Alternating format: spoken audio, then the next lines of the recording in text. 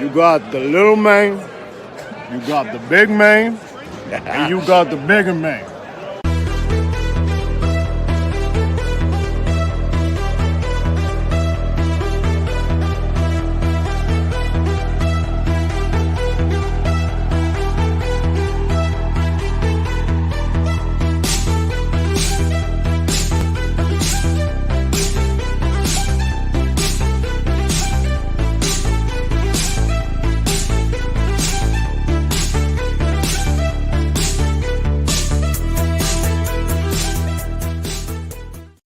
Hey folks, Kellen Nitro here. It's the Mania so large it's not an L, it's an XL, if you catch what I'm saying. Night 2 of WrestleMania XL went down tonight in Philadelphia, PA, and we are here to tell you about it and to talk to you guys about it and give you guys our thoughts, and you can give us your thoughts on the comments and on the tweets below. We will also later on in the live stream have the results of our viewer poll, which if you can go to my Twitter right now at Kellen Nitro, where some of you might even be watching this as well, just go above. There's a poll on your pick for match of the night, and we'll get to that towards the end of the show as well. I am, of course, Kellen Nitro, the hardcore wrestling fan that fits out of this triumphant, I guess, or triple threat. This is the Laps fan out of our group, Mr. TL, joining us for the second straight night. How you doing, sir? I'm doing fantastic, good sir. I stumbled on triumphant. You should have. Word. That was a weird. That was a weird choice of words. It was a big choice of words too. We may or may not be having a big man tonight. CraigPFraser. We will keep you updated. He has the invite. He has the link to join us. We just gotta wait to see if he joins us or not. So there we go. He is currently away from his recording devices. So I'm told he's in transit, so we'll see. Yes, exactly. So we're gonna stall a little. Well, no, we're not gonna stall. We're not gonna stall. We'll roll into what we got to say because we got lots to say. If you know, people got work tomorrow and shit to do. We got stuff to do. We got people and places to be and stuff and whatever. So let's get on it. WrestleMania 40, night number 2 from Lincoln Financial Field in Philadelphia, PA. The date, April 7th, 2024. God, I wish it was August. The weather would be warmer. And another record crowd tonight there. The number ends up being, as I scroll back up, way up back to the top of my notes, there we go, 72,755 for night 2 for a combined total of, and you guessed it right last night, 145,298. And before we go any further, Mr. TL, it's the tradition. It's alive and well, especially on WrestleMania. And we'll talk about its namesake kind of showing up too a little bit later on. But Undertaker! The bottom of the screen is the Nitromaniac TV Undertaker, showing you all the news and notes from the first 6 matches of this now 7-match card. We'll get to that as well as we talk about it. But so all the news and notes are down there, and we're talking about all the news and notes up here. And feel free to throw comments about whatever news and notables you like to see, wherever. Okay, well, let's open up with the best news of all, the weather. It was warmer today in Philadelphia, so less bulky jackets and mittens and more normal clapping, I guess. So louder people too. So louder people. I think people now knew what to expect. I think yesterday kind of you had that little the taste of the unknown a little bit, and then you go home and it's like, okay, I'll be those who have bought the 2-day passes and that stuff are like, okay, I know what to expect. Let's go for it now. And so now they're really ready to roll for it. So there we go. Different opening again this year for night number 2 on the television screen and probably in venue as well. So love it. There we go. And then we go to War and Treaty, not singing America the Beautiful again. It's God Bless America. Right. It appears that the days of America the Beautiful at WrestleMania are gone the way of Dinosaur. That was a nice little screw you to Vince. That was beautiful. That was a beautiful little screw you to Vince. I love it. There's lots of songs about America they could sing. Well, there's really like 3 or 4 only. Yeah, well, I mean, there's lots of songs about America. But like straight up anthems, there's maybe 3 or 4, but they didn't choose the Vince version. No. No, America And that's the Beautiful is- hilarious. So I'm not sure if this will be the thing going forward. Maybe you'll Should get 2 renditions of the national anthem in coming years, or they might do this going forward, where one night you do national anthem, and the next night you do America the Beautiful. No, whatever. God bless America, damn it. Sorry, Just God like bless tonight. America, I should say. Yes, there we go. Yeah. Also, opening a package with Meek Mill, phenomenal. Great. They both have been for both nights. Yep. Yeah, I thought they both were really good. Then you've got Stephanie McMahon showing up for I don't know what reason. Why is she still a McMahon? Like, even if it's real life, she's now Stephanie Levesque. But even in story, she's Stephanie Helmsley. I think she kept the McMahon name when she married Paul, so I think she's Stephanie McMahon Levesque. Yeah, but like, even with a hyphen. she should be Stephanie Helmsley, right? That's only in storyline. Well, that's what I'm saying. Why is she still Stephanie McMahon? Because she was coming out as Stephanie McMahon. Was that a character or was a person? As a person, not the character. Well, then she should have been Levesque.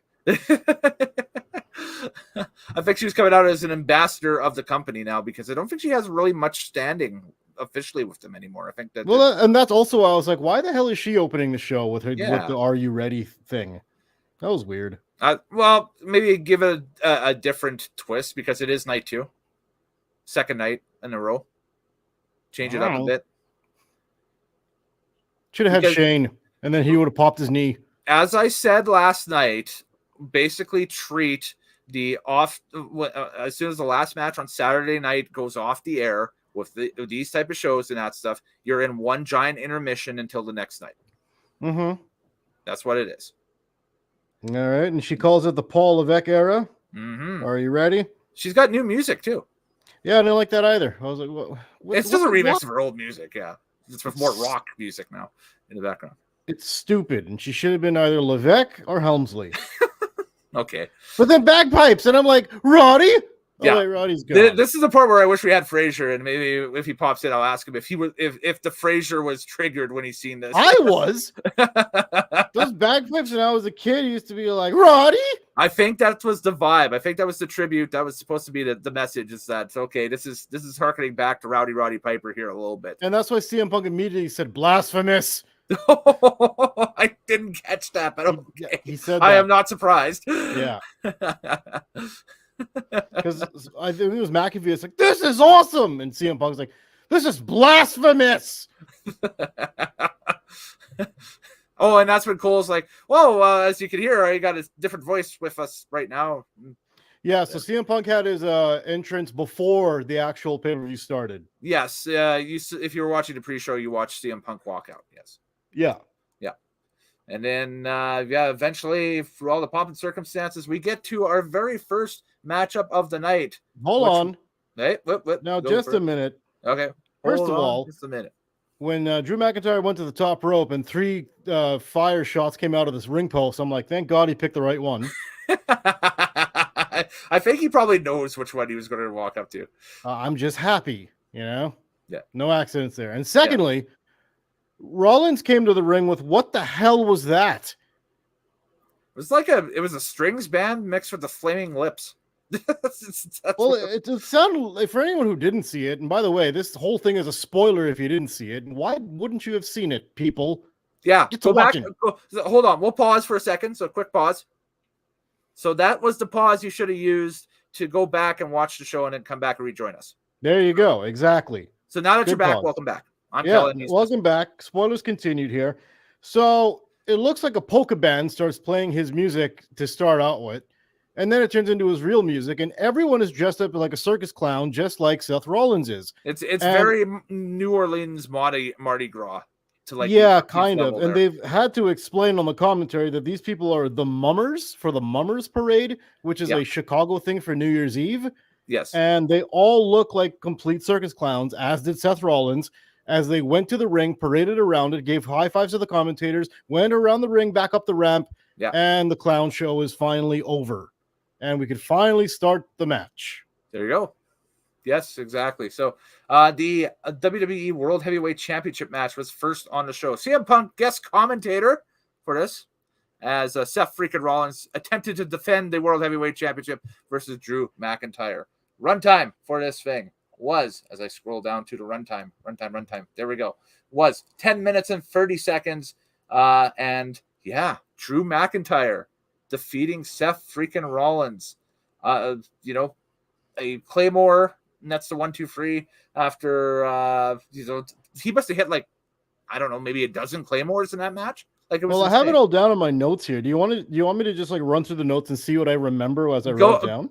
Go blow by blow, because yeah, it's probably say. Oh, by the way, we missed a leprechaun.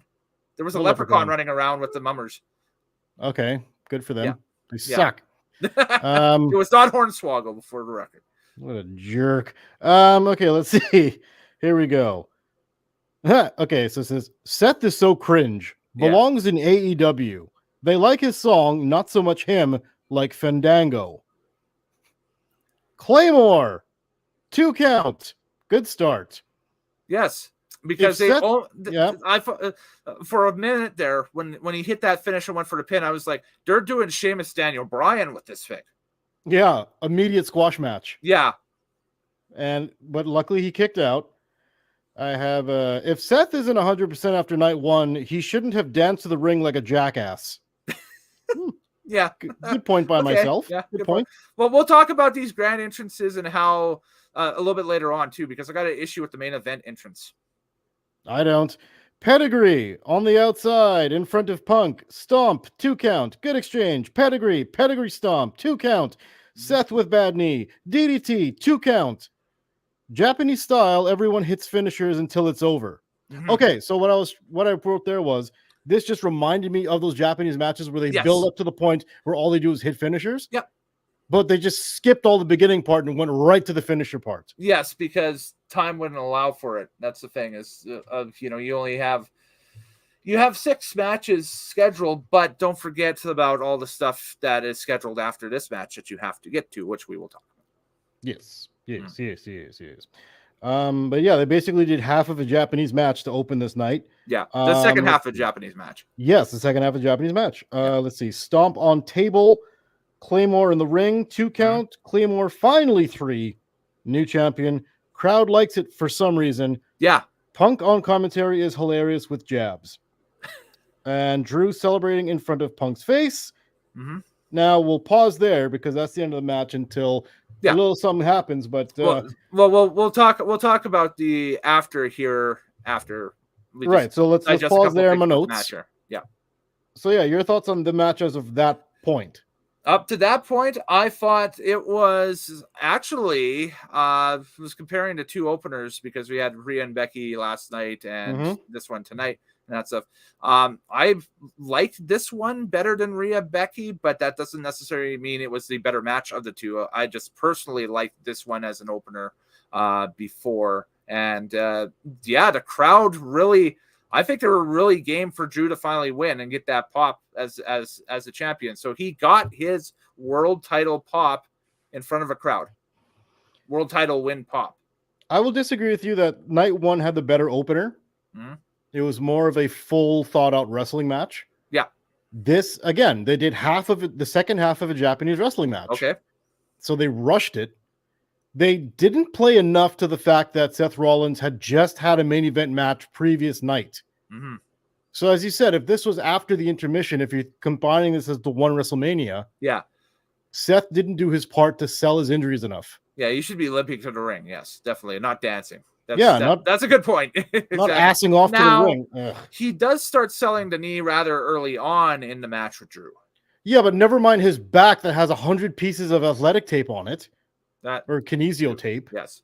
On his spine. No, let's forget that part. It's his knee. You know what I mean? Like, Seth is so goddamn, he's just so cringy. I really believe he belongs in AEW with his lack of logic to things and his stupidity. And his song is more over than he is because the crowd didn't cheer for either guy through this match. It was just a combination of mixes and boos. Comment on CM Punk as commentator during this. Again, proving that if he wants to, he can be one of the best commentators in the fight game in the world if he ever decided to pursue that as a career option. Well, he has pretty suited as a career in MMA because he's still doing commentary for a kind of an undercard show for Is it UFC. Bellator or No. It's like 4 letters, but I don't know what they are. Something with okay. C and a K and an F. Yeah. But not that word. King of the Cage of the fighting. King of the Cage. Okay, yeah. It may not be King of the Cage, but other way. But anyway, yes. It's a lower card, different league that UFC runs on their feeder league service. To the UFC, I believe. Yes. Yeah, right there you go. That's the farm league for to farm fighters up to the UFC. Yeah. Okay. But yeah, on commentary, he does a pretty good job. It was decent, but it wasn't like at the time. It wasn't better than him being the referee, the special guest referee. Mm-hmm. However, his value goes through the roof, goes sky high after the match when Drew was taunting Punk by waving the belt in his face on the desk. Well, let's go to the post-match if we're done with the match itself. Sure. I have a section here titled Post-Match in all caps.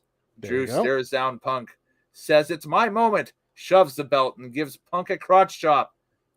Punk slewfoots Drew McIntyre and nails Drew with the brace that was on his arm. Yes, he did. I believe that's a brace. That is a brace. I can't find the other terminology for it. It's not a cast. No, it's a brace. It's a brace. Yeah. So there we go. So Mac's out on the floor. All of a sudden, we hear the familiar strings of Alter Bridge. And then Cole screaming, "What? It's Damian Priest. What's he doing?" And then all of a sudden realization hits. Guess what, folks? Damian Priest is the current Money in the Bank briefcase holder. To those who are new to WWE lore, if you hold the Money in the Bank briefcase, you can request a title shot at any time, at any place, so long as you have a WWE official with you. Mm-hmm. So here comes Priest, full sprint with a ref, nails Mac first with the briefcase, then hands the briefcase over to ref saying, "I'm cashing in." The ref goes to Samantha Irvin, says he's cashing in. Yo, she popped just like the crowd did. Huge. She was all like, "Damian Priest is cashing in!" We're going to talk about this here tonight. Samantha, I love the fact that the ring announcer now shows real emotion with each match. Oh, we're going to get to this at the very end because I do have a comment about this. Okay. I love that. I'm just throwing that out there right now. I love the fact that's the thing. That's cool. So that's there cool. we go. I didn't, but that's okay. Throws Drew McIntyre in the ring, nails the South of Heaven chokeslam, gets the 1-2-3, and we get a brand new world champion, Damian Priest. And Punk is sitting there cross-legged on the desk, applauding, smiling, waving, loving it. And Mac is kind of dazed, but staring down Punk like big time. So we see now some interesting scenarios coming out of this. Number one, do we assume that CM Punk is healthy for in-ring competition, say for Backlash on May the 4th? No. So probably later on in the year. They're going to let this build a little bit. Oh, yeah. Probably to SummerSlam. Okay. Cool. Number two, we have a new WWE World Heavyweight Champion on Raw. By the way, Twitter X, I hate you so much. Twitter X, I hate you so much. Okay. Because the amount of people that wrote, "Oh my God, bisexual Undertaker just won the title." Like, I hate you all. Stop calling him that. People that are just, that's the internet. I know, but I hate it. I'm like, stop calling Damian Priest that. It's not nice. It's nothing to do with anything at that point. Yeah. I have down in big caps, I love that. So, yeah, I the post-match thing was chef's kiss. Yep. Loved it. Is it as good as the Seth Rollins cash-in back in 2015? No. To me, no. Because that was unexpected. That was the first time ever. Yeah. Whatever. And this is the opener of the night. Finish. Yeah. That was the finish. This is the opener. It's way different. Yeah, exactly. So, but talk about opening on a bang. This is like opening at like 900 miles per hour warp drive, man. This is welcome to night 2, bitch. Boom. Yeah, there you go. And if you're comparing what I'm comparing night 1 to night 2, night 1 opened with a better match. Mm-hmm. Night 2 opened with a better moment. So for me, that's equal. Okay. It's a saw. Like yeah. it. Yeah. Yep. We are off to the races here with a great opening. Okay, cool. I popped upstairs quickly. So if there's anything that happened between that and the man who saved WrestleMania last year walking out, I said, I got here. Philly street fight. Snoop! Exclamation mark. Okay. Yeah, there we go. So I didn't miss anything then. Yes, the man who saved WrestleMania last year came out. Our WrestleMania Holy Savior, one Snoop Dogg, walks to the ring because he got a new liquor that he wants you to try. And it's called Gin and Juice by Dr. Dre and Snoop Dogg, just like the song Gin and Juice. But this is actually gin mixed with fruit flavor. I want to check this out. I hope they sell it in Canada. We'll have to see. Yeah, we'll see. We'll see. Exactly. But yes, and the reason why I say he is the man who saved WrestleMania last year, well, he is the man who basically bailed out the segment with, I think it was with The Miz last year, that Shane McMahon was supposed to fight, and then Shane McMahon hurt himself during the fight. Yeah, he did a little jump up in the air. He popped his knee out. He couldn't continue, and Snoop had to come in, punch The Miz in the face. And we haven't seen Shane McMahon since, so we can assume he died. Yeah, he died of a knee injury. That man died of a broken knee. Yes. Yeah, but Snoop is back. He's Gin and Juice, and that is the sponsor of this match. Yes. Bubba Dudley comes out as he is the official pin counter of this match. I call him that because there's no referee exactly needed other than to count the pin or call the submission, because this is a Philly street fight. As in night one, you had a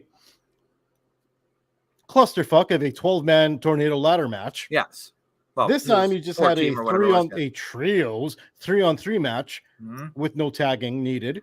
That's right. There it is. So, between the final testament of the Authors of Pain and Karrion Kross against the Street Profits and Bobby Lashley. The Pride. And it looked to me like the Eagles versus the Raiders, the way the color schemes went out there. Yep. Kind of got a football motif happening there for the Philly crowd. Definitely. I have down written more green and white. Yes, we talked about that last night, so no need to revisit that. Correct. Snoop on commentary. Oh, my Lord. Did this make it for you, or did it break it for you? Make? Are you kidding me? I figured it did, yes. I love the hell out of it. This... Do you wish Snoop would show up on every pay-per-view to commentate it? At least one match in every pay-per-view, absolutely. For Snoop commentary, or at least have the alternate commentary maybe available on a Netflix deal. Sure. Snoop and somebody is sitting in watching a match. Because I tell you what, this match is just a minor car crash compared to the large car crash that was last night. Yes. But with Snoop on commentary, made it so much better. It was so good. It was incredible. I loved it. And the fact that commentary basically butted out and let him do his thing. Yes. Was great. It took a meh match. The match itself is meh. I mean, no, because Karrion Kross did some good suplexes. Bobby Lashley did his power stuff. Yeah. Dawkins does his freight train shoulder block into everybody. Dawkins does a high spot by jumping off of things. AOP does their big muscle power bombs. Yeah, and Tez does the big huge ass frog splash at the end for the pinfall for the 1-2-3 on Kross. Yes, he did. Bubba Dudley got them to get the tables and everyone for the nostalgia pop. Yep. Yeah. The girls, if you went through a table with BFAB DDTing, or maybe it was side Russian leg sweep, Scarlet through the table. It was a Russian leg sweep through the table. I mean, they took forever to set up on the apron. They were like, they're standing there, and then they did even the 1-2-3. It was kind of audible, and you could kind of see what was going on there, but I wouldn't call it a botch as no. Two people being overly cautious or anything else before going in. So, but I mean, everybody hit their spots. Everybody did what they came out to do, and Snoop on commentary made it all the better. Mm-hmm. So, I mean, right now I've got night 2 above night 1 at this moment. My argument was without Snoop's involvement, it's a meh match. But with Snoop's involvement, that elevates that to not only watchable, it's something that, hey, I want to pass this on to my non-wrestling friends. Yes. Say, okay, this thing is 8 minutes 45. So it's 10 minutes. This thing is 10 minutes long, but here you go. Watch this and just laugh because it's awesome. Absolutely. Exactly. Yeah. This is now, it became must-see TV. Yes. Instead of being, you can skip that one. Yes, exactly. No, it was good. Really good. And Snoop, come on back to WWE anytime you want, pal. You are welcome, Hall of Famer. Drive right in. Yes. You're welcome anytime, Mr. Hall of Famer. And probably the biggest news coming out of that match, Snoop and Dr. Dre collaborating on a new album, which should be out later this year. Yeah, they mentioned that on, I want to say, Jimmy Kimmel's show. And that's also when they debuted. That's also when they debuted the gin and juice product of the. I think it's called a gin hard seltzer. Nice. I love hard seltzers. I'm in my hard seltzer era right now, so it's good. Okay, so then yeah, I think that's what gin and juice mostly is. It's a gin hard seltzer, fruit flavored. So gin and juice. Sweet, love it. Yep. I hope they sell it in Canada. Fingers crossed. All right, let's go to Mr. AJ Styles versus LA Knight. There we go. LA Knight, AJ Styles in the battle of, does anybody have real first names anymore? No, they don't. I guess not. Well, Los Angeles Knight versus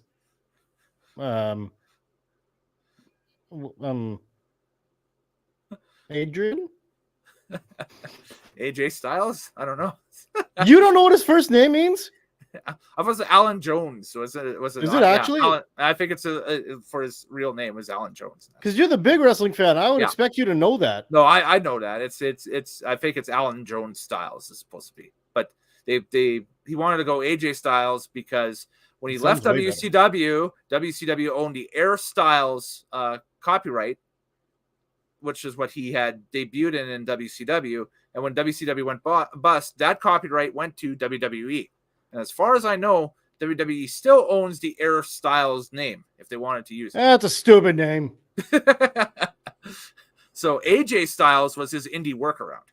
You know, it's funny. I don't have a lot of notes for this one, but I'll give you what I got here. I got a few notes. Okay. I took a few notes for this. You want me to go quickly on mine? Go for it, and then I will plug in with mine. Well, I got nice pop for LA Knight. Mm-hmm. AJ Styles has a new theme. Woof. It's not as good. Yeah, I had woof. Yeah. That's it. Pass. Match starts with heat. It starts out hot. Hot start. Which you would expect because these guys have been going tooth and nail not only through SmackDown, but through WrestleMania week as well. If you had both these guys at a media function, they would get into it. Yes. Which is cool. That's on awesome. Site. They would attack each other on site. Love that. Yeah. And that's why I have written here. More of that, this is how the Usos match should have been done. Mm-hmm. It should have been this. Mm-hmm. But these guys actually did it. So to me, this is a perfect mid-card match on WrestleMania. Mm-hmm. It was perfectly well done. Nothing I could ask for more than that. Cool. Yeah. Okay.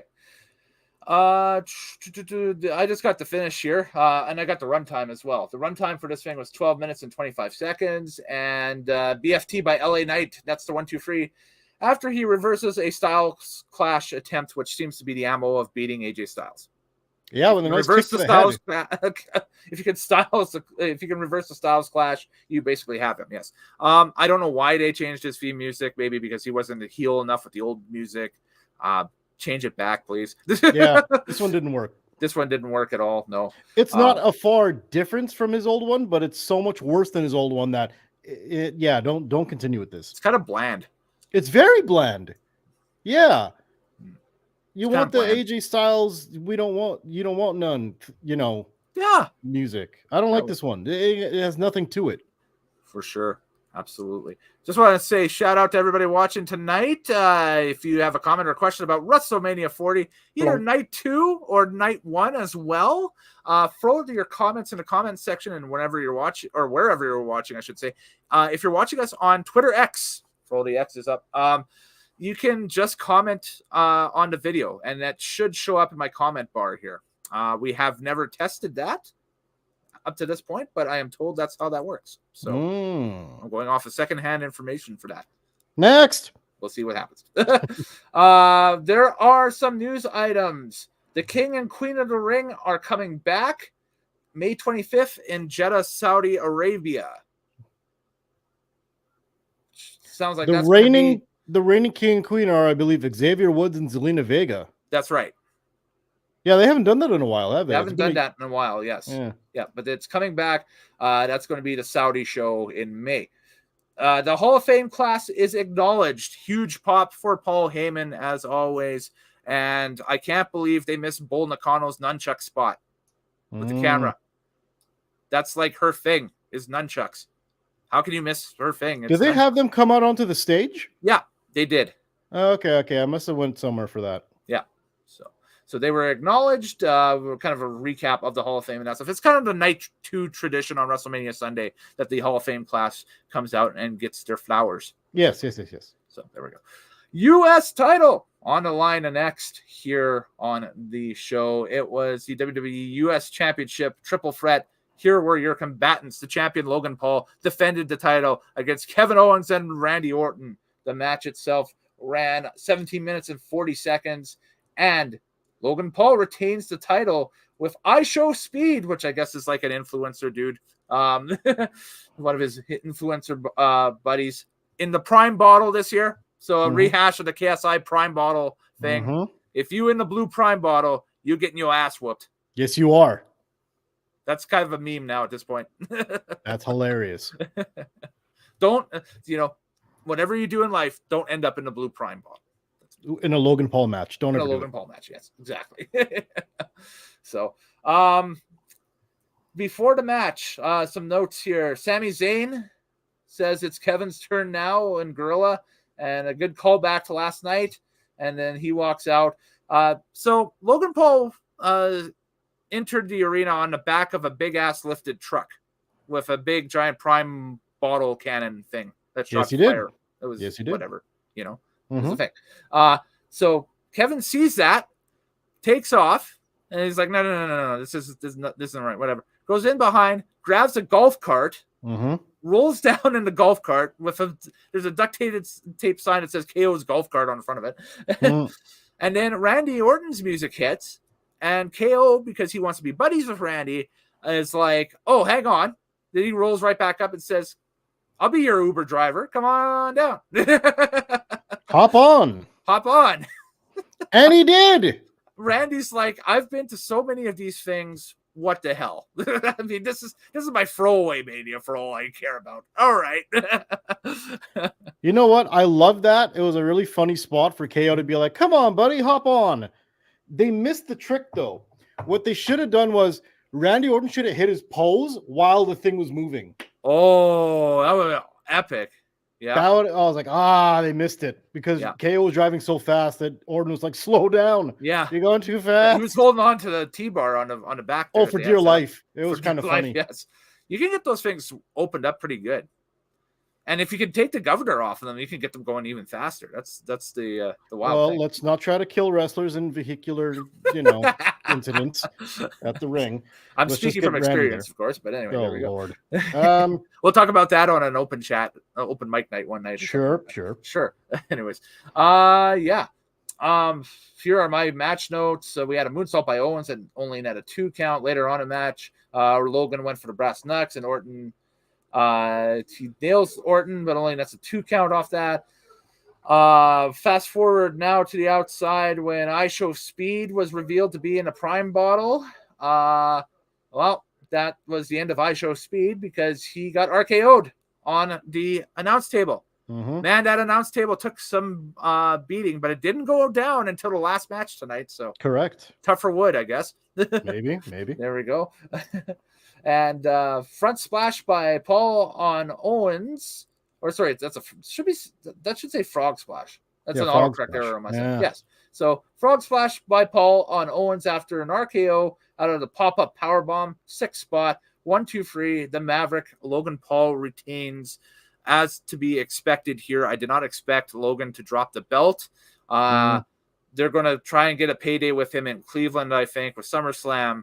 Definitely. With Prime being heavily involved at SummerSlam for that and everything. So he'll definitely have that belt, I think, through the summer.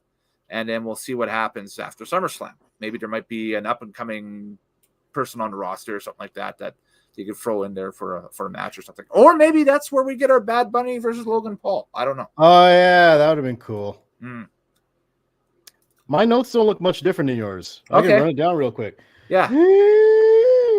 Logan rides a Prime truck to the ring with a dancing bottle. Is it KSI? One live shot with ECW font for Owens' entrance. Owens gets a golf cart. He then comes back up the ramp to get Randy during his entrance. Hilarious. Friends beat up Paul. Can't decide who should win, though. Things break down until they actually start to fight each other. Good triple threat match. Brass knuckles. 2 count. Prime bottle shown to be iShow Speed, a YouTube weirdo streamer guy, who saves Logan from a punt. Randy is going to kill him. Randy then RKO's him on the table. Yes. Logan retains after a pop-up RKO. Good match. Well done. I was going to say good night to be an ex-Legacy member, but Randy lost this one, so I guess not. All right. True. Yeah. No, but honestly, though, pretty good match. Good triple threat match. Had the right amount of fuckery in it for Logan to win. It accomplished what it needed to accomplish, yes. Exactly. Yeah. So good triple threat match. And again, good showing by Logan Paul, who keeps showing that he belongs in the ring. Oh, there's no doubt. I didn't doubt his ability and that stuff. I mean, I hate the human being personally, but I don't doubt the ability at all. That's why he's perfect for wrestling, because you want to watch to see him lose, and he keeps winning, and you're like, yes, son of a bitch is gonna get it sometime. I also see though the rub that WWE is getting with being involved with him and that stuff, and the amount of new fans that are coming in. Yeah. That are followers of his that are now watching wrestling and that stuff and everything. So and that's always cool, yeah. And it's also very good that the WWE product is getting better along with this promotion. It's evolving. Prime. That it's working so well together. Yeah. Now let's go to the next match, which is for the women's. I don't remember which brand, but it's a championship. And this was the WWE Women's Championship. So SmackDown's Women's Championship. What's the other one called? That the Rhea has? World Women's Heavyweight or World Women's Championship. Oh, for God's sakes! Anyway, because Raw is the World, but SmackDown is WWE. That's the new difference between the two. If you want to go ahead and Io Sky versus Bayley, by the way. So. Yes, Io Sky versus Bayley. You want to go ahead and just hit the finisher and the runtime, because I'm gonna just blast through these notes. Yeah. Okay. So. The finish was Bayley gets the 1-2-3 off of a desperation last chance rose plant, which is her finish. And the new WWE Women's Champion was crowned in 14 minutes and 20 seconds in front of we'll call it a sold out Lincoln Financial Field until we hear otherwise from Meltzer and Alvarez and the rest of those yahoos. But anyway, continue. Oh yeah, no, but that's a sold out crowd. It had to have been. The numbers were too similar for both nights. Yeah. Yeah. Let's see. So Bayley gets a Pharaoh entrance. Where I'm like, what the hell? Yeah. It took me a while to figure this out. So I never figured it out. They had to spell it out for me because of Corey Graves. The original rumor for Bayley's interests with this was they were trying to talk to the band Paramore to play her to the ring for a live performance of one of their songs or something like that Bayley really likes and whatever as her new theme music and that stuff. My understanding is that the talks broke off early last week and they decided to go their own route with this. And I guess this was like plan B for her entrance. The Egypt style entrance is to pay tribute to the park or the neighborhood that Bayley grew up in San Jose, which apparently is very heavily Egyptian influenced. And there's a lot of, Egyptian kind of architecture in that neighborhood and that stuff and everything. I believe it's called Rosicrucian Park. Is what I got from Graves ended up explaining this whole thing during the match because everyone was still like, what the hell? Why did you just do a Pharaoh entrance? Yeah. This, to me, that's what it is. Way too heelish, especially with the fans firmly behind her. I have down dumb. She should have come back as the old Bayley. Yeah, the hugger gimmick for one more. Yep, with the wacky waving inflatable flailing arm tube man and everything, and the old music and everything. Yes, okay. Yeah, that would have popped the crowd so much harder than this weird ass Pharaoh 4 people carrying her out to a point, and then setting her down, taking off the Pharaoh wings, and letting her walk with her new music, which is really bland, generic heel music, to be honest. Every move in this match had a counter, which is kind of the perfect scenario if you've got former friends that are fighting each other in the ring or former stable mates. Absolutely. You would have figured, okay, psychology-wise, they would know each other. Mm-hmm. So it makes perfect sense to me how that ended up being the whole gist of the match, basically. I thought it was good. I thought that I like that aspect for sure out of that match. And, great psychology. Bailey is such a baby face. The way that she sold her knee throughout and was garnering sympathy from the crowd. Way better than Rollins. Oh my God, yeah. Yeah, way better than Steph. That was absolutely perfect. Like, I have written down that Bailey selling the knee, she is an absolute professional, and they have the crowd completely invested. This is true pro wrestling. This match had everything. Like, Io is absolutely deadly in the execution of her moves, in the transitions, in the submissions. Everything she does is crisp. The only thing I don't like is her stupid palm strike in the corner. It has a name. That's the they give it a name, but that's the Shote or something. Yeah, Shote, the Japanese Joshi but influence. It doesn't look good, and I've seen it live, and it doesn't look good live either. So that's the only thing she does that I don't like. Other than that, I mean, she is Asuka good. Yes. As a wrestler. Yeah. And in fact, even better because she's not as botchy. She does have she was botchy when she began with WWE, but now it seems like a few years in she's really smooth and really fluid in the ring. So and with the right dance partner, being Bailey, perfect. Yeah. I have nothing but great things to say about this match. Oh, I love this match. This match was great. This was great. This was on par, if not better, than the other women's championship match on night one. This is up for our match of the night honors, as well as a couple of other ones. Well, Drew and Seth are up for the match of the night, as well as the main event. And there's one more in there as well.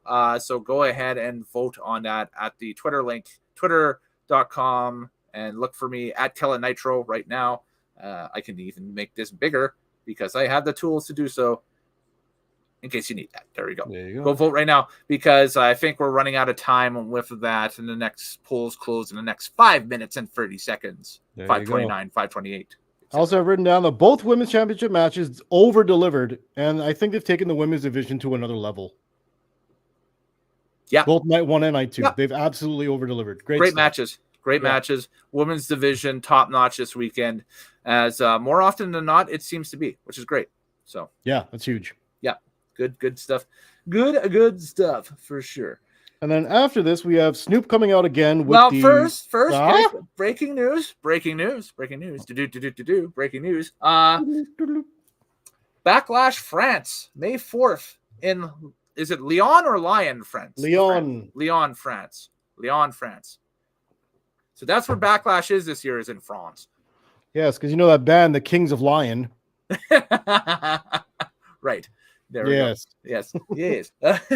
And Snoop Dogg comes right back out with the Philly cheerleaders and the giant eagle mascot that Ace Ventura beat the shit out of, and Ace Ventura. Yes, he did.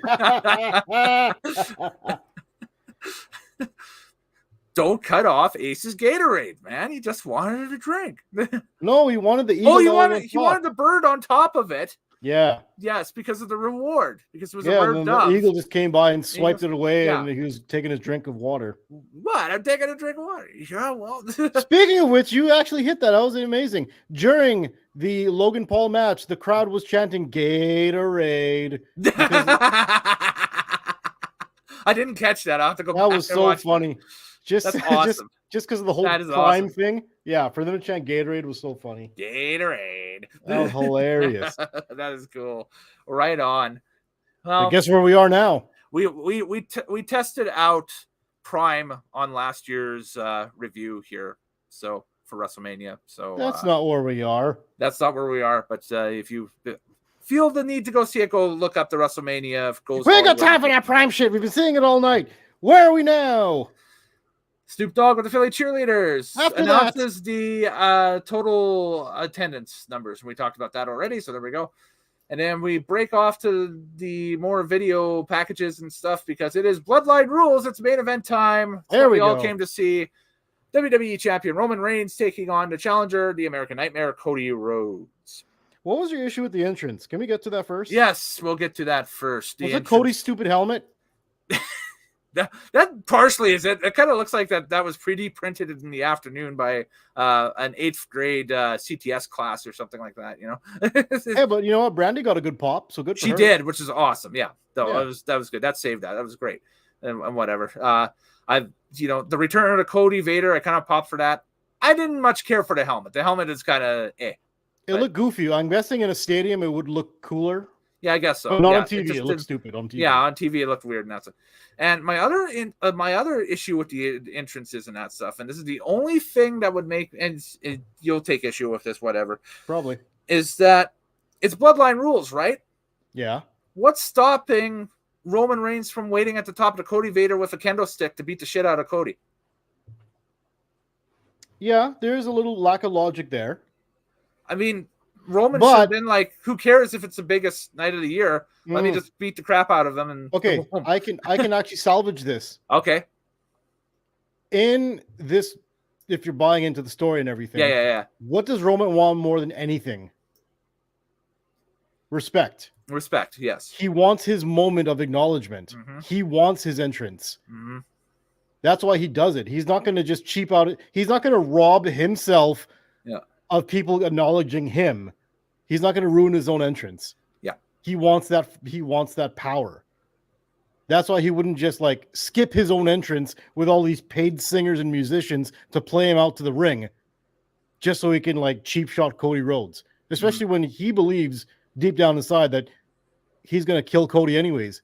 It's Bloodline rules. He's beat him before. He beat him last WrestleMania.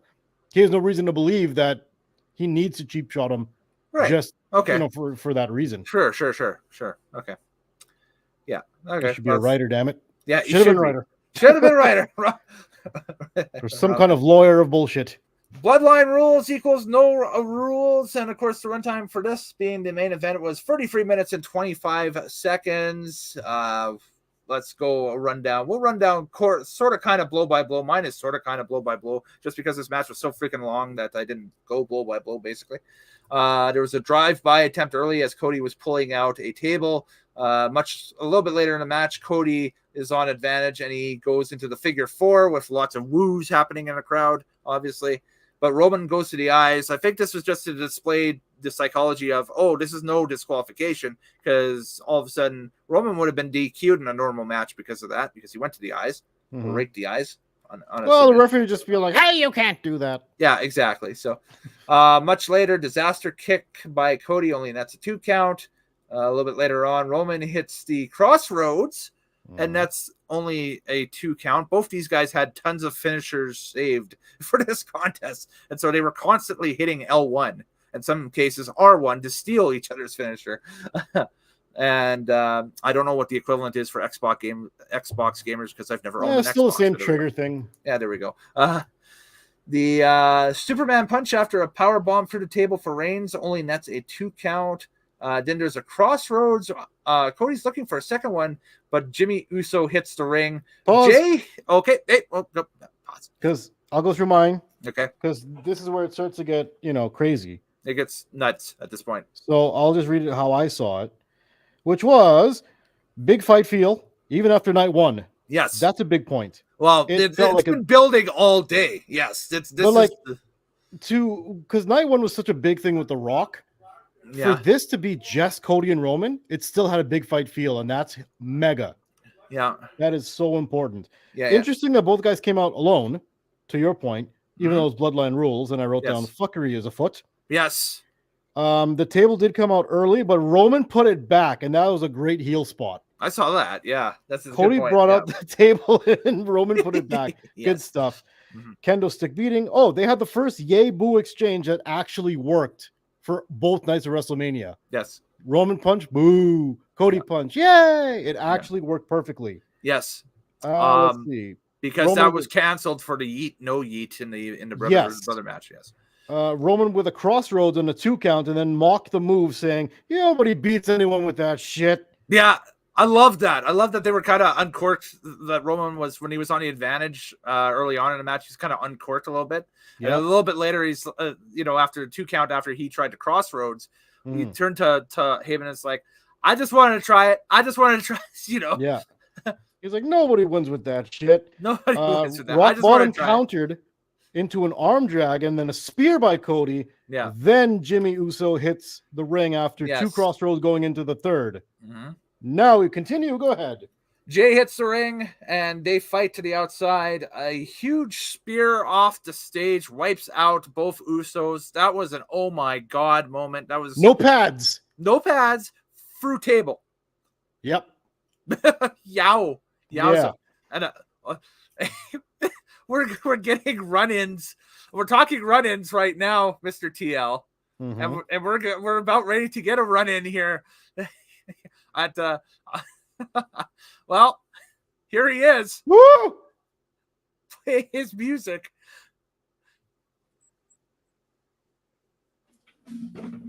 Ah!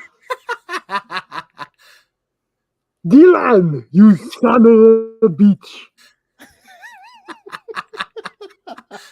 I don't know if I've seen Predator correctly. Is this the Predator that says that line, or is that the other guy? I don't know. I think that was Predator. Dylan!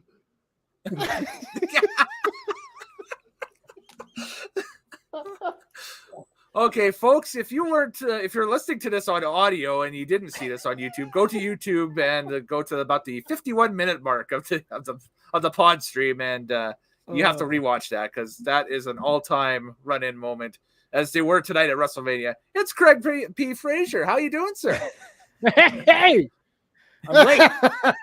A little bit, but it's okay. It's all good. We're just talking about the main event match at Mania tonight. That's all. That's all we're doing right now. So what happened? Yeah. Oh, we will tell you, good sir, because we're in the middle of telling you. We got to the point here where run-ins and fuckery is afoot. So run-ins and fuckery are afoot. Oh, so there was a lot of. Yes. Okay, so what kind of fuckery happened?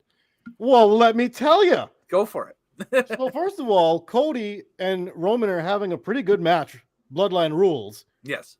And then all of a sudden, as Cody's got one crossroads on Roman, he picks him up. He's got two crossroads on Roman. He's going for the third, and Jimmy Uso interrupts and stops it. So Jimmy's the first Bloodline member to come in and interrupt this match. Remember, and then comes his brother Jay Uso. Yeah. And Jay puts a stop to Jimmy. They meet halfway up the ramp. Brother on brother, they start fighting each other again. Night one, they had their old match. Night two, they're still going at it. And they spear each other off the ramp to the concrete of like the big WrestleMania sign. So now it's 1-1 again. They're back to even. We have a big spear by Cody through the barricade on Roman a short time after. And then after two more crossroads in the ring, and it looks like Cody's building momentum to finally pin Roman. He's finally going to get that free count on Roman. Solo nails the Samoan spike right on Cody. And Roman only nets a 2 count off of that. Yes. And then Solo stands at the corner of the ring like, but that worked last year. And it is exactly the same way that they ended the match last year, with Solo running in and, spiking Cody, allowing for Roman to hit his finish and get the 1-2 free count in that one. Can I do the rest? Go for it. Okay. It's too giddy. It's so good because I get to tell Craig what's going on here. So Mr. Spike Man, he gives him the spout, goes for the 2 count, just a 2 count. So then they do a spear into Spike combo. Oh wow. Then they pin Cody Rhodes 2 count. And they're like, oh my God, this is going to be the end. They're going to kill this man. If they don't count a 3 on him, they're going to kill him. But guess who comes out next? John Cena. Cena's here. Cena's there you go. And we can see him this time. Yes. He is there, and he comes right after Solo. After Solo had beaten him at, I believe, SummerSlam? Yes. Yeah, Cena got beat by Solo at SummerSlam, so Cena goes right after Solo. AA through the announce table in the back. This is the first time we've seen John Cena on a WWE card since SummerSlam. Yes. And he goes right after Solo, the man that beat him. And then you hear The Rock's music. The Rock comes out. The final boss. The final boss is here, baby. And he stands face to face with Cena. Cena gives him the, you can't see me, but then gets rock bottomed immediately. Oh, by the way, before we get going a little further with that, The Rock walking out to the ring, swearing a blue streak, and saying, "It's me, the Rock motherfucker," is one of the best lines of 2024. And it'll be memed. Trust me. You're going to see that in the days and weeks. I actually have it in my notes. Rock, please stop swearing. Because it keeps cutting the audio every time he speaks because he's dropping F-bombs. And it's at the point with The Rock where he's just swearing every second. So when they cancel it for one, they're missing the other 6. So it was kind of funny because he's the only one that swears. It's like that skit from Kids in the Hall back in the day where you're sitting down and it's like the guy's swearing a blue streak and it's like cunt, motherfucker, shit, goddamn, damn, fuck. You know, it's like that. Are you done with your Tourette's? And you're just bleeping out, you know, normal English words and keeping the swears in the program. Yep. But then, get this. Okay, so Rock bottom on Cena. He gets the belt. It's whooping time. Because you know the Rock's been whooping people with the weightlifters belts all week. Yep. No, okay. And all of a sudden the Shield music hits. Damn it. And we're like, Damn. And we're like, what the hell is going on? This was not shot very well. I'll take issue with this as well. Because Seth hits the ring in the Shield gear to play mind games on Roman. Well, Roman comes flying across the screen and hits the Superman punch on I thought Seth. that was great. But the problem is that it's at the bottom of the screen on the wide shot, so we barely see it. That's the point. That was great because Seth Rollins comes under the turnbuckle up to the post with a chair in hand. Yeah. And before he could even swing it, Roman bolts across the ring and hits him with a Superman punch. Like, fuck you, Seth. You're not having your moment in this match. Right. So I thought that was hilarious. There we go. But yeah, now they've got Seth out of the way. So Roman's so Roman Reigns hit the super punch on him. Superman punch, Superman punch. So now it's The Rock and Roman are up and Cody Rhodes is down. What happens next? Bong. Oh yeah, baby. Yeah. I thought the lights go out. Because The Rock is standing there with his belt, right? And you saw the Raw where or the clips from Raw where Rock beat the hell out of Cody with the weightlifting belt in the parking lot, right? With the rain and everything. Yeah, exactly. And so you know, he's the same thing and he's threatening to do the same thing to Cody. Then all of a sudden the lights go out with a bong like that. And the whole crowd like that. And then all of a sudden the lights go up and it's Taker, but it's like Taker's dressed in street clothes. So it's like almost like Biker Taker. No. I hate that. It was all black. You're going to do Biker Taker. Come out with the bike. At least get rolling and have him come down to the ramp and have that whole moment where he's like, yeah, I'm fucking coming in here as the Undertaker. Have the gong and the lights go out and then they fucking keep rolling. That's too much time. That's too much time. And have him in standing there in his like hoodie or whatever. Yeah. That's too much time. The whole point was it goes black with the gong. The lights come up with the gong. Undertaker is standing behind the Rock. The Rock turns around. Choke slam. Yeah. Lights go black again. Yeah, lights go black again with the gong. Comes back up. They're both gone. Now it's just Cody and Roman in the ring. And I'll set this up. Okay. So Cody and Roman are both down at this point and that stuff. And there's a chair that's been left in the ring. Yes. The Rock had kicked into the center of the ring or whatever. So both men go and they put both their hands on the chair, but Roman snatches the chair away from Cody and he gets back up to get the advantage.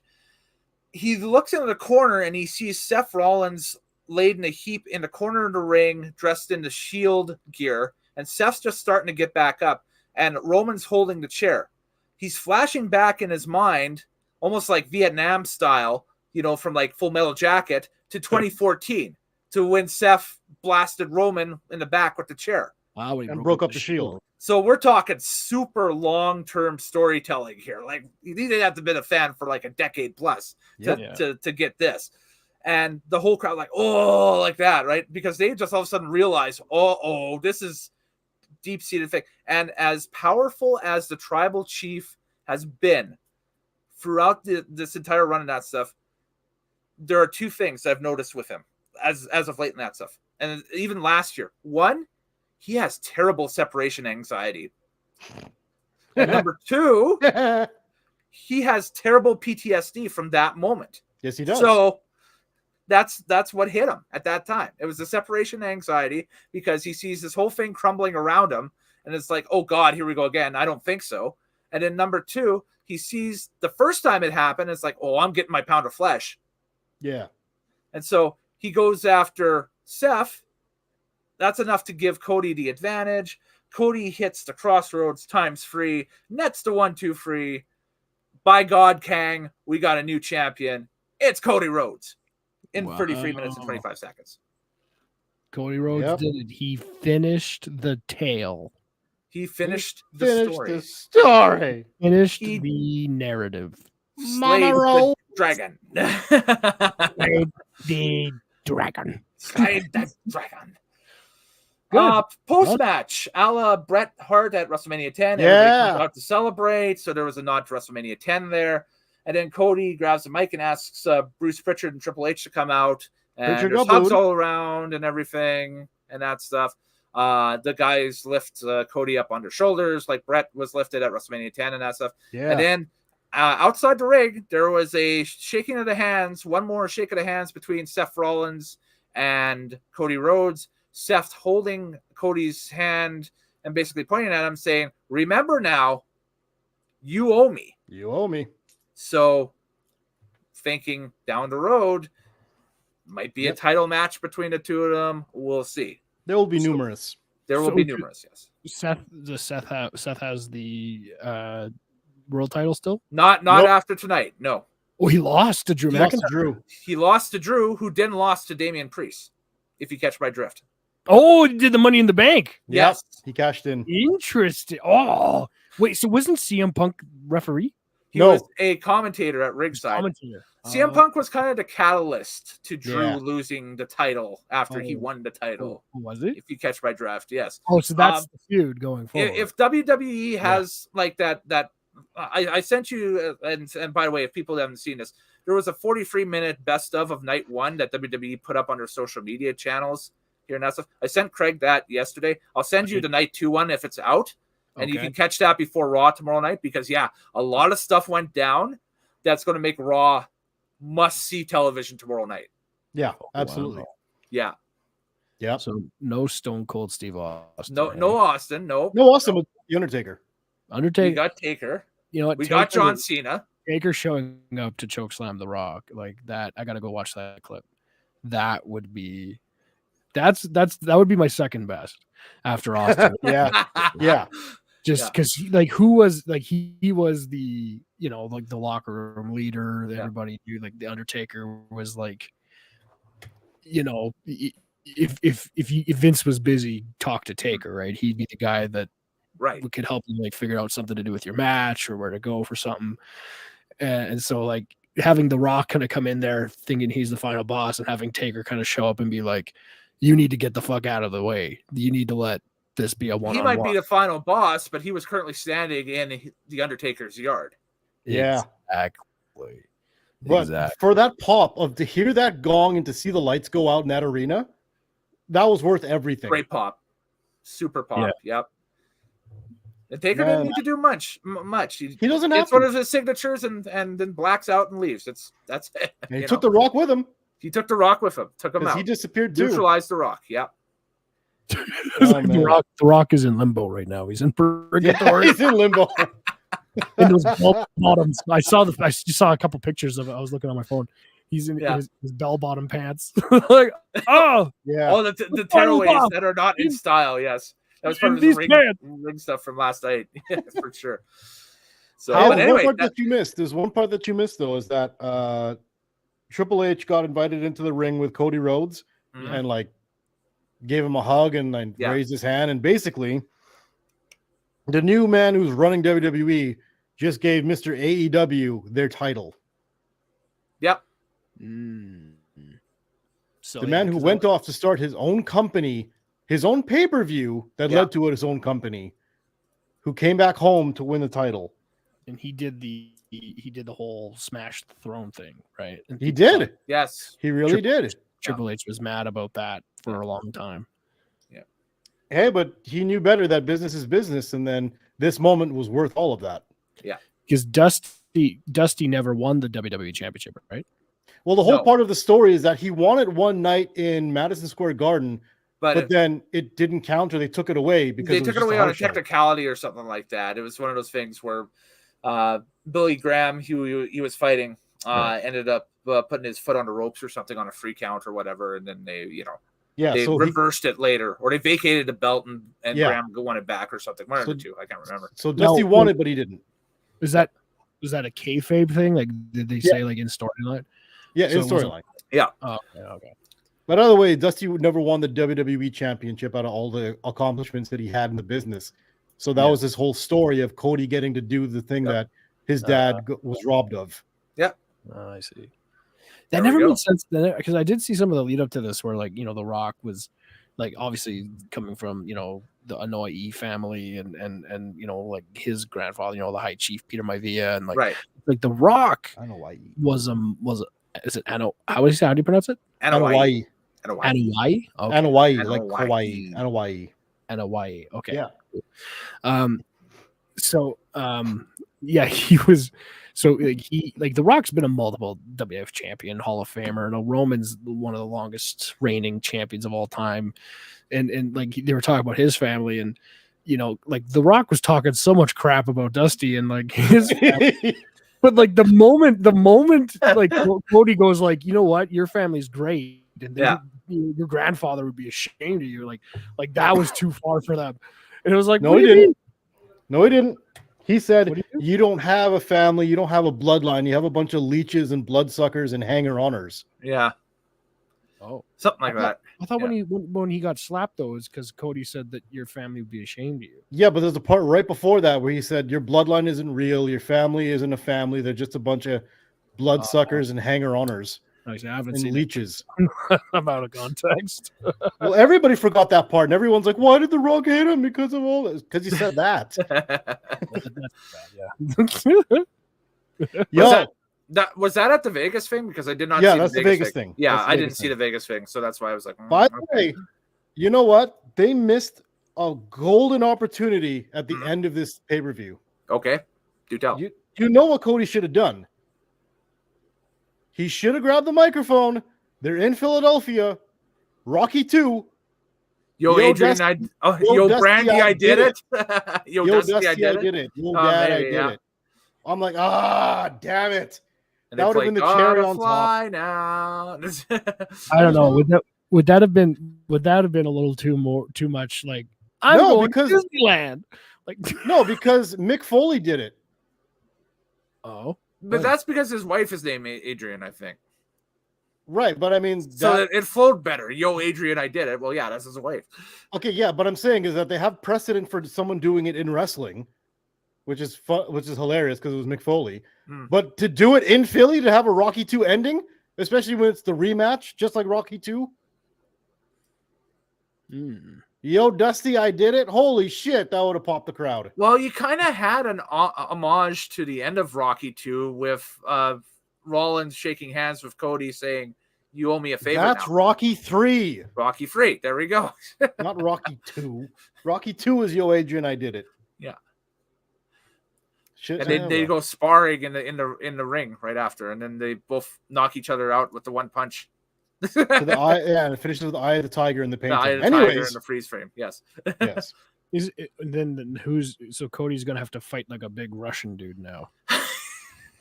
The return of Rusev. No. That would fit right in too. He's really not. I think his contract's due too. So hey. I don't know if people would want to go for the guy driving in on a tank with a Russian flag again. That might not go over well. So You cleaned it up. You cleaned it up. He's not from Russia anyway. He's from Lithuania, so you just say he's from Lithuania. Is he Lithuanian? No, Bulgarian. He's Bulgarian. Bulgarian. There we go. Yes. Lithuanian was his now ex-wife. Yes. There we go. Who's his ex-wife? CJ Perry was Lana. Lana was Lithuanian. Yeah, him and Lana just divorced. Or is Lithuania, yeah. Oh, really? Should say. Yeah, they just divorced somewhere in the last month. Maybe in the last week. No, it was over last month. So, Yes. But anyways, TL. It's Hello. time to give our scores, and then we'll do match of the night here quickly and that stuff. What are you going to give night 2, and then we'll work out an average between the two, because you gave night 1 a 9 from last night. What are you giving tonight? Well, remember what I said. I said if it matched it or even exceeded night 1, this goes down as the greatest WrestleMania of all time. Okay. This exceeded it. This is a 9.5 on night 2. Ooh. This goes down as the greatest WrestleMania of all time. Okay. So the average between the two, the 9 to 9.5, you take that down, doing the math. It's 9.25. It's 9.25. Yes. Okay. Thank you very much. Boom. There.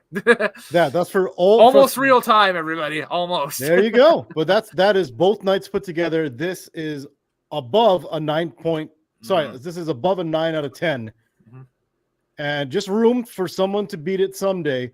Yes. But WrestleMania 40 for me now, this is the greatest WrestleMania of all time. Wow. Okay. I mean, I well liked this Mania front to back. My score, I didn't give it last night because I told everybody I'd give it all tonight and that stuff. My score for last night is the same for my score as tonight, to make things easier with maths, and I don't know maths and anything. But 9 for last night, 9 for tonight. You get a 9. You get a 9. You get a 9. You get a 9.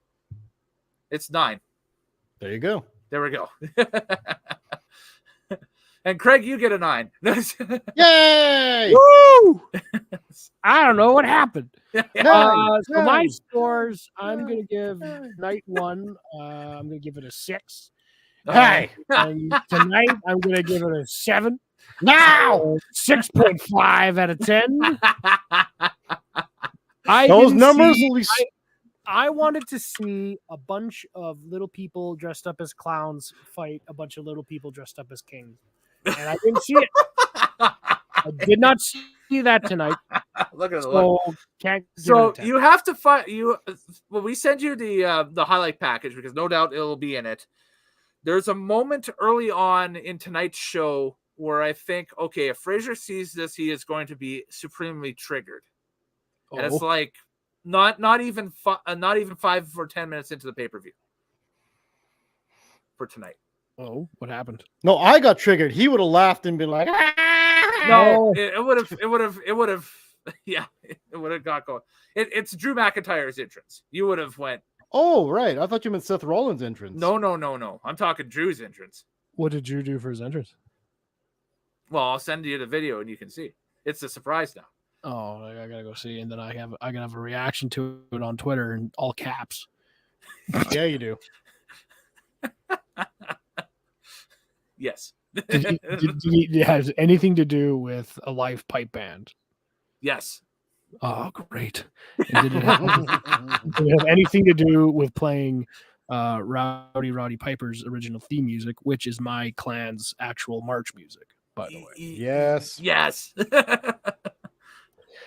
Excellent. No crap, no lie. They played a Scottish soldier to have him come down to the ring. Yes. I claim appropriation. That is my family's personal marching music, because I told you. You know this. There you go. Didn't you know this? That Rowdy Piper's mother, mother's side, was a Fraser, and that is why he uses. That's why he used that music, is because that is the official Fraser of Love at March music. A Scottish soldier. You ever heard that one? It's a great tune. There was none bolder, no broad of shoulder, a Scottish soldier. How does that sound in bagpipes? No,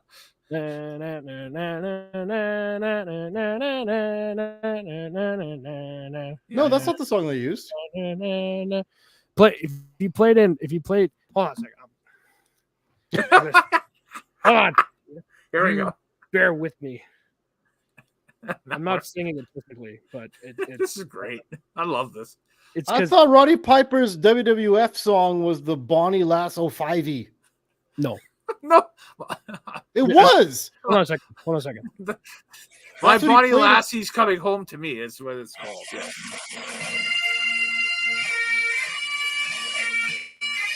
No, that's Piper's later WWE. Yeah, that's his later run. They didn't play that tonight. They played something else. Oh, they played something else. They played that something is, else. Yeah. that is a Scottish soldier. That's actually but it is music that Piper used at one point. He used that music. Yes. That music predates him. Damn it! That's what we used when we went to. Come on, the song that you just played, though? red with English blood, and we end our freedom. Sorry, that's triggering. When we go to Scotland, in the UN's going to be on notice when you guys go to Scotland because we're going to get a phone call over here, and I'm going to be like, I'm going to see if there's any English people there at the club or fields, right? I'm just going to be standing there, and then I'll be like, Bailey, get me my claymore. These rat bastards will taste copper steel and send them back to England, you rat fuck bastard!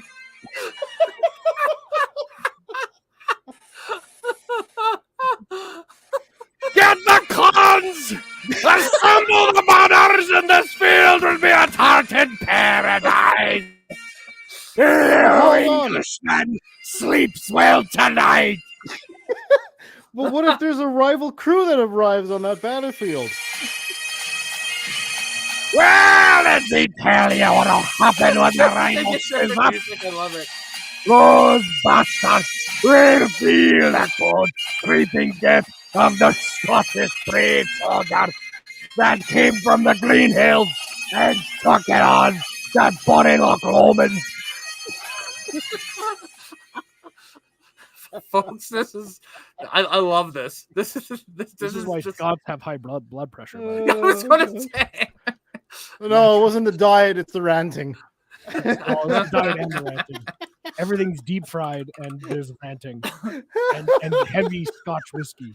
I was going to say, eating stuff out of a sheepskin lining, whatever, and it's a sausage. Not dietarily good for you? Come on. It's a sausage. Really? Oh, it fills your eyes with dread and your dreams cutting English throats. Groundskeeper Willie. I did not know that this was going to finish on this note. This is it's getting to the point here, and that's a flop. And Absol, we have the results of the poll in for match of the night, Mr. TL, and there's only one winner tonight. It's a unanimous. I think this is the first. It's a runaway unanimous. That's a lot of blue there. Cody Roman 2, your match of the night. It's a blowout. It's an absolute blowout. It wasn't as much of a blowout as the Battle of Bannockburn, where the fields ran red with English blood. Okay, well, Fraser on his run-in has done about as much damage as the Legends did to each other tonight, which is great. Oh, so man. there we go. I took the rock. He Undertakered this one good. Yeah, this was great. Well, we're going to tell the Undertaker here to rest in peace. What do you think about this whole conspiracy, Jesse Ventura? Well, let me tell you why I was not on the card tonight in WrestleMania 40. Is because, yes, sir, Mr. Governor. Because they owe me royalties. And every time I was the first one that was going to come out and take care of The Rock. But they didn't want to have to pay me royalties. But you tell me why. When I was in Costa Rica just 2 weeks ago, picking up my third mail order bride, I was there and I got a call from Triple H. He said, Jesse, are you able to come to WrestleMania? I said, well, sure. Can you talk to your father-in-law? Am I allowed? And then he said, he's not a part of this anymore. I said, oh, shit. I know for a fact that Vince McMahon is like the emperor of humankind from Warhammer 40K. And he's secretly behind the scenes decaying into a corpse whose consciousness is being kept alive by tubes and flying baby robots. That is there for God's sake. To ensure that humans have the capability of deep space flight. Well, you tell me why they haven't designed a new kind of airplane in the past 30 years if they don't have space demon babies flying around Vince McMahon as a shock of a corpse. Now, Mr. Alex Jones, what do you have to say about all of this, include with the Vince McMahon scandal? I told The Rock exactly what to do when he came out tonight. Excuse me. I said to him, I said, Rock, you come out there and you take the championship and you whip Cody Rhodes with that belt. I said it, goddammit. Excuse me, I'm sorry. I'm getting pissed. Mr. Jones is The Rock lizard people, or would be classified as a lizard or lizard people. The Rock was actually a hybrid that was designed by the CIA when they gave him they injected Terramana into his ball sack, and that is how he maintained his stature and physique well into his 50s. Terramana. Shout out to the Terramana that was injected right into the raw pebbles when he was a youngin'. By the way, you missed it earlier, Craig. Snoop Dogg comes out and does commentary during WrestleMania tonight. Yo, you have to go back and watch that. Yes. Just him doing commentary on a match was unbelievable. In fact, you know what? No, don't you do a Snoop Dogg impression. Don't you dare. He's got the head bob going. We got my gin and juice. Okay. Funny enough, that's the name of the product. Gin and juice? Yeah. Like energy drink? No, it's an actual alcoholic seltzer now out called gin and juice. Yeah, it's a gin seltzer with fruit flavoring. You know, good for him. Right. You know, I'm looking forward to trying it myself. I'm hoping they sell it up here in Canada. It sounds delicious. like, you know, if I was 50 Cent, I would make my own line of ammunition. And this is my 9 times 9mm. And you just market it. And I don't know, maybe it would work. He's already done the vitamin water thing, so he doesn't need to do it. He did well enough with vitamin water. It's okay. He made $1 billion off of that. If you were Jay-Z, you should open up your own plumbing company, and then you could just call it 99 Problems. Not bad. Not bad. Yeah. And if you're Diddy, you can open up a trafficking ring. Oh my lord. That's topical. Hey, Craig.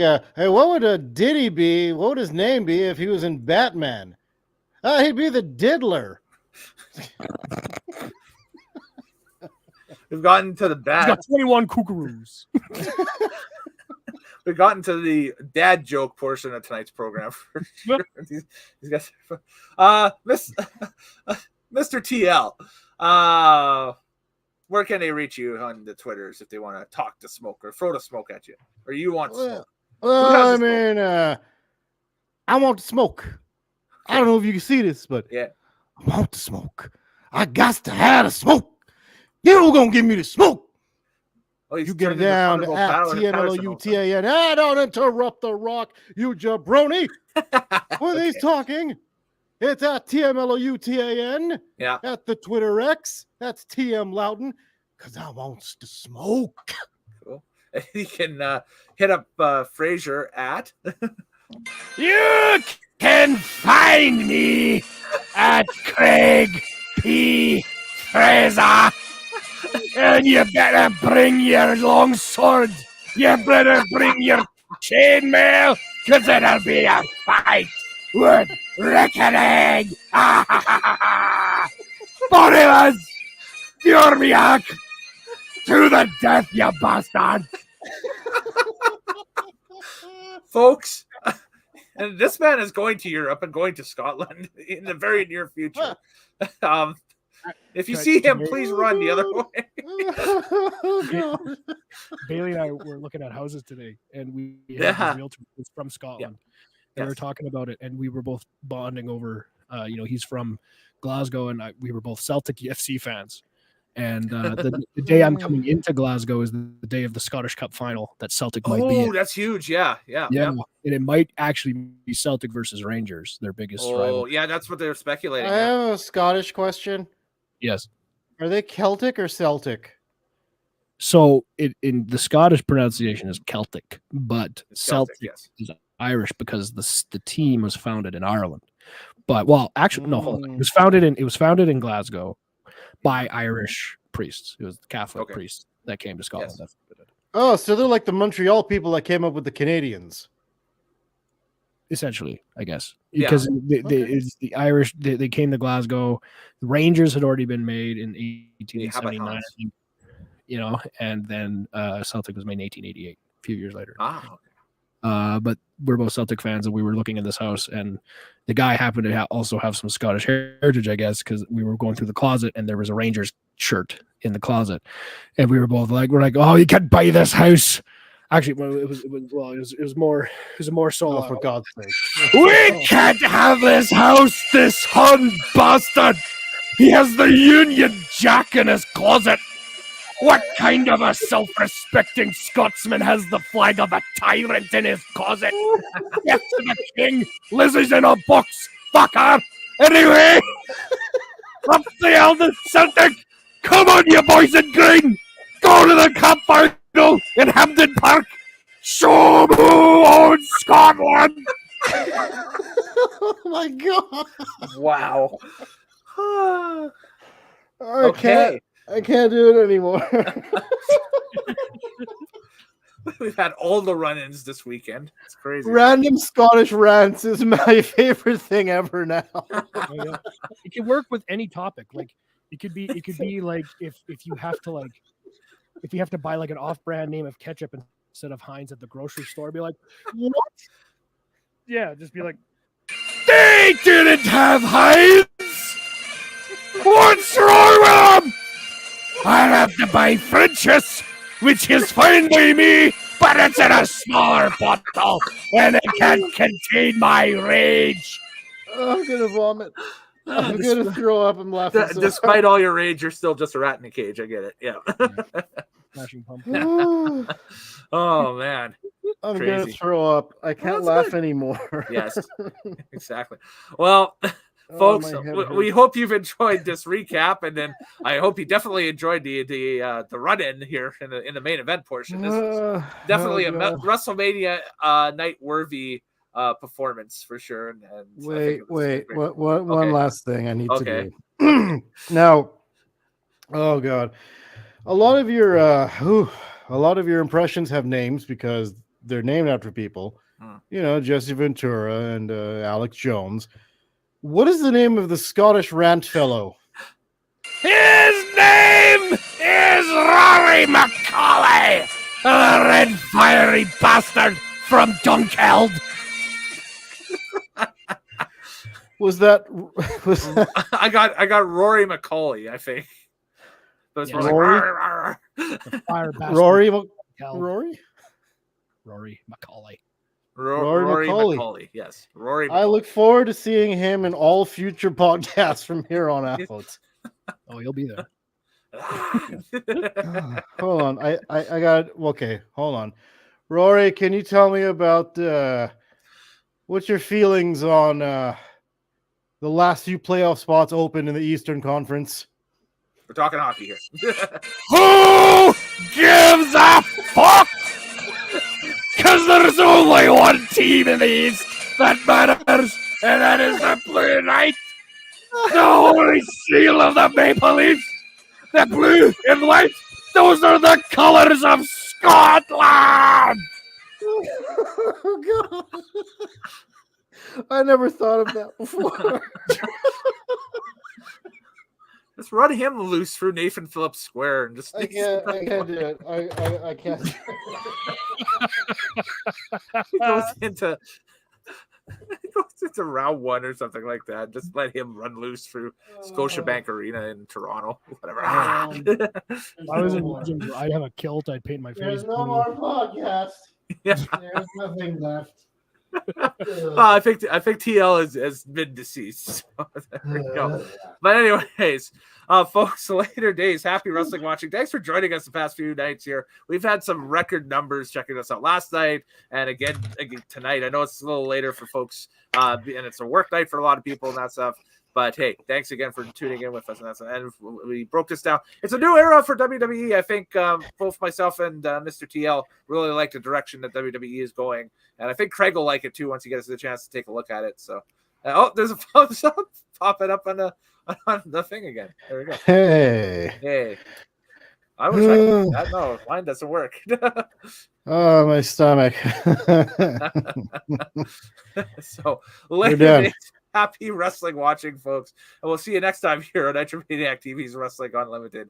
Adieu and take care. You got the little man, you got the big man, and you got the bigger man.